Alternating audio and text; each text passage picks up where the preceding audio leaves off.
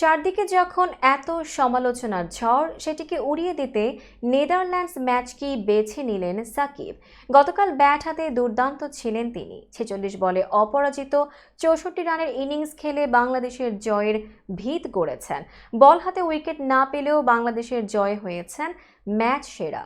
সমালোচনার জবাব এর চেয়ে ভালো আর কি হতে পারে। কিন্তু সংবাদ সম্মেলনে এসে সাকিব জানালেন, কাউকে উত্তর দেওয়ার জন্য খেলেন না তিনি। সংবাদ সম্মেলনে অবশ্য সেহবাগকে নিয়ে প্রশ্নটা হতেই সাকিবের পাল্টা প্রশ্ন এলো, সমালোচনাকারীর নামটা যে সেহবাগ, সেটা সম্ভবত প্রথমবারে বুঝতেই পারেননি সাকিব। এরপর সেহবাগের সমালোচনার কথা শুনে উত্তরে সাকিব বলেছেন, আমি কাউকে উত্তর দেওয়ার জন্য ক্রিকেট খেলি না।